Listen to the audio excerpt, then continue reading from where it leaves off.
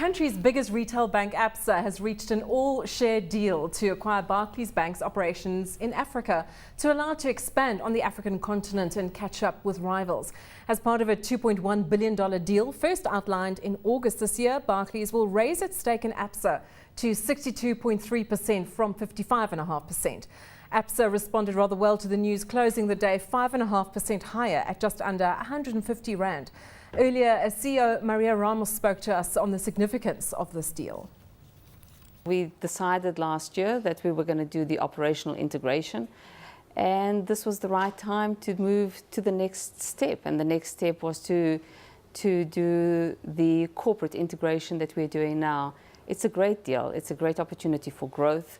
We've done a very successful operational integration of our businesses, and we've got a great business in Africa, all the way from South Africa up to Ghana. And so this is a great deal. It's a great deal for shareholders, it's a great deal for our customers and clients, and it's a great deal for our colleagues.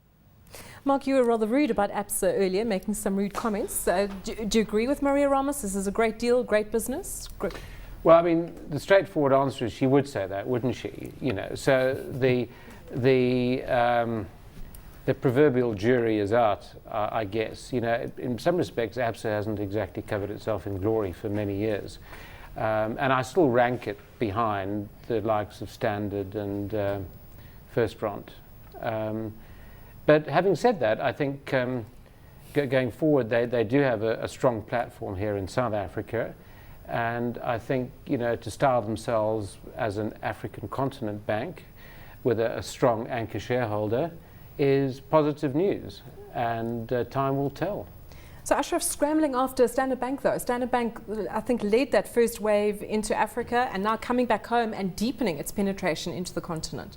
Well, you know, Standard Bank's transaction, we always knew they wanted to get out of Argentina. It really wasn't profitable for them and they had to find a way. Now it's their biggest shareholder that is effectively taken out the Argentine operation, and you know, the word was always that ICBC wanted Standard Bank to focus more on Africa. So it suits both parties to do this transaction. The other thing is, you know, Absa is going to take over the Barclays operations, and those operations have been there in some instances for 100 years.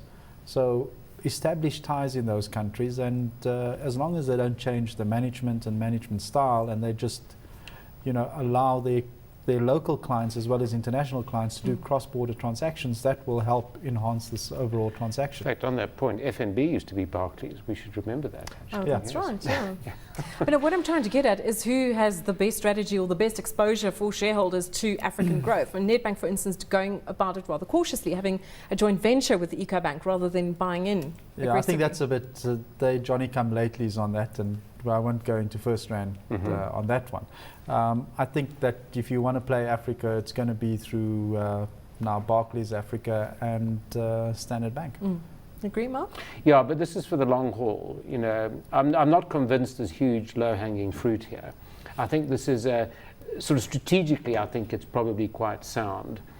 And it joins the dots, arguably, from a Barclays Absa point of view. But you have to look 5, 7, 10 years out. And I think in time, I mean, it's quite likely that the rest of Africa will be somewhat larger than the South African base. Sorry, just one other thing. I mean, there's a lot of banking consolidation going on in the rest of Africa, and that in countries such as Nigeria and Kenya, and I think that will affect what goes on. What goes on in those two countries will affect how those the strategies, and also the profitability. Those are two of the most profitable countries, because Kenya draws all the business from the East African region, and Nigeria, we know, is a powerhouse in terms of growth.